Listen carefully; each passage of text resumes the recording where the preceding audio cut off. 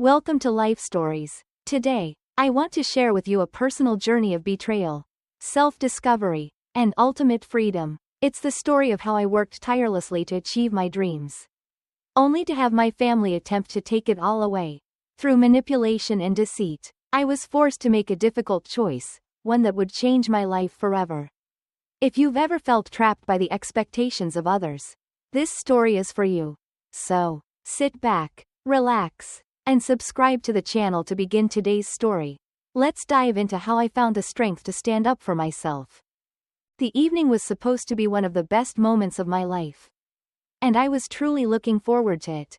After years of working tirelessly, pushing myself to the limits, I had finally achieved what I had dreamed of, a promotion, a raise, and the recognition I felt I deserved. I had spent countless nights pulling overtime, sacrificing holidays, and dealing with office politics that left me feeling drained but determined. That night, I was surrounded by people who had witnessed my struggle. My colleagues, my boss, and, most importantly, my family, those who had seen me chase my goals and work toward a better future. My boss, Mark, had organized a small celebration at a nice restaurant. Nothing extravagant, just a dinner with some of my closest coworkers and family. It wasn't the kind of celebration where you expected to be the center of attention, but more of a moment where you could share your happiness with the people who had been part of the journey. I was proud. I wanted my parents, who had always been a part of my life, to see the results of everything I had sacrificed. I wanted them to know that the late nights and the missed holidays had not been in vain. As the night went on, Mark raised a glass and gave a heartfelt toast in my honor. He congratulated me, talked about my work ethic, and mentioned how dedicated I had been to get to this point. I was glowing with pride. I felt validated, not just by the promotion, but by the acknowledgement of my hard work. This was the moment I had worked so long for, and I was proud of what I had achieved. But then, my dad, without missing a beat, said something that immediately deflated everything. "Well, of course, all that extra money is going to Emily," he said, looking at me with a calmness that struck me like a slap to the face. "She needs it more than you do." Time seemed to slow down. For a moment, I thought I had misheard him. Perhaps it was the wine, the laughter, or the excitement of the night playing tricks on me. But as I turned to look at him, I saw his face, serious and unwavering. My stomach sank. I hoped, for just a second, that it was a joke, that he was just saying something out of drunken amusement. But no, he was dead serious. "Your sister is struggling. You know that," he continued, barely glancing at me. "She's got kids, bills. She needs that money more than you do." I couldn't believe it. My father, who had always been my role model, the person I turned to for guidance, was telling me that the raise I had worked for, sacrificed for, wasn't mine to keep. It wasn't even a suggestion or a plea. It was a declaration, a fact. I tried to laugh, to brush it off, but it felt hollow. It felt like the weight of my father's words was pressing on my chest, suffocating me. Mark, ever the professional, noticed the tension and, not missing a beat, responded with a sharp laugh. "That's funny," he said, shaking his head, "because she's not getting a dime." I could feel the air grow thicker. I could feel every eye at the table turn to me, waiting to see how I would respond. My mother, of course, nodded along with my dad, as though this was an accepted truth. I could feel the heat rising in my cheeks, the blood rushing to my face. This wasn't how it was supposed to be. This wasn't the celebration I had imagined. My parents were acting like everything I had achieved, everything I had earned, wasn't mine. That somehow, my success belonged to them, to my sister, because they thought she needed it more. I turned to look at Emily, my sister, and for a split second, our eyes met. She quickly looked away, her attention suddenly focused on the menu as if she hadn't heard a word of the conversation. The way she avoided looking at me told me everything I needed to know. She didn't care. She never did. I had always been the one to carry the weight of the family's expectations, and she had always gotten a free pass. Mark, sensing the tension, stepped in again, his voice calm but firm. "How much of a raise did you get?" he asked me. As if to remind my parents of what was really happening, 50%, I replied, my voice barely above a whisper, but strong enough to make the point clear. 50%, Mark repeated, his eyes locking with my father's. And every single penny of that is going into your bank account because you earned it. The silence that followed was deafening. I could feel my father's anger building, his frustration slowly turning into something darker.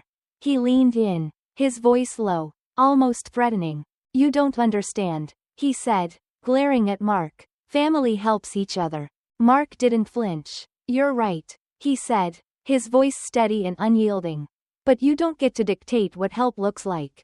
I was shaken. The night that was supposed to celebrate my hard work was now turning into a battlefield. I wanted to scream, to fight back, but I couldn't. The realization hit me like a wave. I had always been the one to shoulder the burden. To give, to sacrifice, while Emily lived her life without consequence. The resentment that had been brewing inside me for years bubbled up to the surface. And I realized, for the first time, how deeply it hurt to feel like I owed everything to people who had never truly supported me. And that's when I realized, the biggest lesson of the night, my family didn't see me. They didn't see the sacrifices I had made, the pain I had endured, the way I had worked relentlessly for my success. They saw a tool, an asset to help Emily, a pawn in their never-ending game of what they considered family loyalty. And for the first time, I wasn't sure I wanted to play anymore. The rest of the evening passed in a blur. Like everything around me was muffled by the fog of disbelief. My dad's words hung heavy in the air. And every time I tried to reframe the situation, my thoughts circled back to the same point. They didn't care about my success. To them, my promotion, my hard-earned raise, was just another opportunity to help Emily, to keep bailing her out of the messes she had created. When the dinner ended, the celebration, if you could even call it that, was over. I left the restaurant feeling drained, the weight of the argument pressing down on me like a storm cloud. I barely said a word to anyone as I made my way back to my apartment, my mind still reeling from the encounter. The next morning, I woke up to a series of missed calls and texts, most of them from my family. The messages ranged from guilt trips to outright anger. My father had left multiple voice messages, each one more furious than the last, accusing me of being selfish, of turning my back on the family. It was as if they thought I owed them my success, as if the sacrifices they made, barely visible sacrifices, in my eyes, somehow justified them controlling my future. But what really hit me was a call from my bank. My stomach churned as I heard the voice of the bank representative on the other end. There was a transfer request pending. Is this a transfer you initiated? The woman asked, her voice calm but cautious. It appears to be a large amount. My heart dropped as I realized what was happening. I knew it wasn't me. I hadn't made any transfer. No, I replied, my voice tight. I didn't make any transfer. The woman hesitated. Well, it appears the request was authorized through your online banking account. The login was from a device we recognize. A wave of panic surged through me. I had never given anyone access to my account, let alone a large sum of money. My mind raced, and in that moment, everything clicked. Nicole, my sister, the one who had sat there avoiding my gaze during the dinner, had somehow gained access to my personal finances. She must have hacked into my account, taken advantage of my absence, and tried to steal my hard-earned raise. The anger surged inside me like wildfire. How could she think it was okay to take what wasn't hers? How could my parents, who were so willing to manipulate me, not see this for what it was? I didn't waste any time. I told the bank representative to cancel everything immediately. There was no hesitation, no apology needed. The damage had already been done. But I wasn't about to let it go unnoticed. I felt a deep sense of betrayal. It was one thing to feel overlooked, but it was another to be robbed by the people who were supposed to love and support you. As I sat in my office, processing what had just happened, another call came through, a blocked number. I didn't need to guess who it was. I picked up, holding my breath. You think you can just stop me?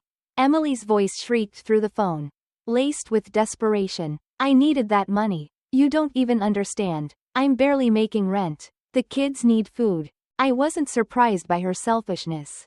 You think I don't understand? I said, my voice cold. You think I owe you anything? That money was mine, Emily, not yours. She started crying, and for a moment, I felt a flicker of empathy. But it faded as quickly as it came. This wasn't a case of needing help. It was a case of taking what didn't belong to her. It was the same pattern I had seen 100 times before. Nicole always played the victim. Always cried when she didn't get her way. I just borrowed it, she snapped, her voice growing defensive. I was going to pay you back. Pay me back? The absurdity of it stung. With what job? I asked, raising my voice slightly, knowing full well she had never shown any consistency in her employment. She fell silent. The truth was, she didn't have a plan. She never did. The nerve of it all struck me deeply. She wasn't just a person who had made poor choices. She was someone who had no intention of taking responsibility for her life. And yet expected everyone around her to pick up the pieces. She had spent her entire life relying on others. And in this case, it was me. My hard work, my success, was something she felt entitled to take. You're not my responsibility, Emily, I said firmly. Figure it out. The call ended with her crying. But I didn't feel sympathy anymore. I felt only exhaustion and, strangely, relief. This was the moment I realized I had been manipulated my entire life. And for the first time, I wasn't going to let it continue. The days following the phone call with Emily were a blur of conflicting emotions. Part of me wanted to feel guilty for turning my back on her, for refusing to help her. But that feeling was slowly being overshadowed by something else, relief. I had been trapped in the cycle of giving, of sacrificing my own happiness to keep my family happy. But now, I was finally standing up for myself. It didn't take long before I found out just how far my family would go to get what they wanted from me. A few days later, while I was in my office at work, I received an unexpected call from a family friend. At first, I thought it might be an attempt at reconciliation. But the truth that followed hit me harder than anything my family had said to me up until that point. Hey, the family friend started. I know this is a bit out of the blue, but I heard what happened with your parents. And I just wanted to say, I've always known they treated you badly. I was taken aback. What do you mean? I asked, trying to stay calm. You don't know about the loan, do you? She replied, her tone hesitant. A knot formed in my stomach as she explained. My parents had taken out a massive loan in my name. A loan for $50. A loan that was somehow linked to Emily's lifestyle. My mind raced as the pieces clicked into place. The money that they had thrown at her. The times they had bailed her out, none of it had been their own. It was my money, taken without my knowledge, used to fund a life that I hadn't even been part of.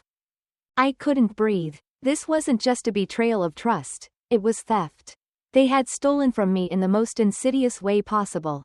Using my name, my identity, to borrow money they never intended to pay back. I had always known there was something off. Something wrong about the way they treated me. But this was unforgivable. With a trembling hand, I hung up the phone and immediately began gathering everything I could. Bank statements, credit reports, anything that might give me a glimpse of the damage they had done. It didn't take long before I discovered the extent of their deception. A $50 loan had been taken out under my name. Forged signatures, false documents, it was all there. In black and white. I was furious. For years, I had been led to believe that my parents were just struggling to make ends meet. That they were doing everything they could to help me and Emily. But in reality, they were living a lie. They had used me as a means to get what they wanted, money to give to Emily. Money they had stolen from me without my knowledge. I had been nothing more than an ATM to them. And I had allowed it because I had been too afraid to see the truth. I called my lawyer immediately, explaining the situation. Within days, I was on my way to filing a lawsuit against my parents for fraud. I wasn't just going to let this slide. This was my future at stake. My financial stability, and my sense of self-worth. I had worked too hard to get here. And I wasn't going to let them take that from me. The days that followed were some of the hardest of my life. My parents refused to acknowledge what they had done. But their guilt was evident. The phone calls, the texts, they all came pouring in, filled with anger and accusations. My dad, in particular, was relentless. He called me every name in the book, accusing me of tearing the family apart, of being cold and heartless. But I had no intention of backing down. It was when I received a phone call from my bank, confirming that my mother had attempted to withdraw money from my account in person, that the final nail in the coffin was hammered in. She had walked into my bank, told them I was sick and needed her to handle my finances for me, and attempted to empty my account. The audacity of it left me speechless. The bank had flagged the transaction because of the earlier failed attempt by Emily, and my mother was caught red-handed. The thought that my own mother would betray me like this, it broke something inside me. She had always been the one to tell me how important family was, how we were supposed to stick together no matter what. But now, it was clear that family had always meant nothing to her. I had no choice but to call the police. This was no longer a family issue, it was criminal. My parents had crossed a line, and there was no going back. The consequences were inevitable, and I was prepared for them. The legal process was grueling, but the evidence was clear. My parents had used my identity to secure a loan they couldn't repay, all to fund a life that wasn't even mine. Nicole was barely a blip on the radar at this point. She had already caused enough damage, and I was done letting her play the victim. My parents had turned me into the villain in their eyes, but I was done being their scapegoat. I was done with the manipulation. The final blow came when my lawyer confirmed the case was open and shut. My parents were facing serious charges: fraud, identity theft, attempted theft, and when the verdict came down, it was clear. My mother was sent back to jail. My father declared bankrupt, and Emily had to face the consequences of their actions too. The family that had once been my support system was now in ruins. And for the first time, I realized that I had no obligation to stay in the wreckage with them. This was my life, and I would rebuild it on my own terms. After the verdict, everything that once seemed certain in my life shattered into pieces. My parents, once the people I turned to for guidance, were now strangers. The betrayal I had endured was too deep to repair, and as I watched my mother return to jail and my father face bankruptcy, I realized just how far they were willing to go to maintain their illusions. Emily, too, faced the consequences of their decisions, and I couldn't bring myself to feel sympathy. She had made her choices, and now it was time for her to face them. For the first time in my life, I felt free. It wasn't just the financial independence or the relief of no longer being manipulated. It was the weight of the years of guilt, of being forced to play the part of the dutiful daughter, finally lifted. I had learned a hard lesson about family, about boundaries, and most importantly, about the importance of standing up for myself. I moved out of state shortly after the trial, starting fresh with a new job. A better job, one that I earned on my own terms. I bought a house, a small but cozy place just for me. It wasn't a mansion, but it was mine. I had worked for it. And in that house, I found peace. It was a peace I had never known before. And though I didn't have the family I once thought I wanted, I had something far more valuable: independence, self-respect, and the freedom to live life on my own terms. Thank you for following my story. If you enjoyed this journey of self-discovery, betrayal, and freedom, don't forget to subscribe to the channel for more life stories and lessons. Life isn't always easy, but every challenge we face helps shape the person we're meant to become. Stay strong, stay true, and never forget the power of standing up for yourself.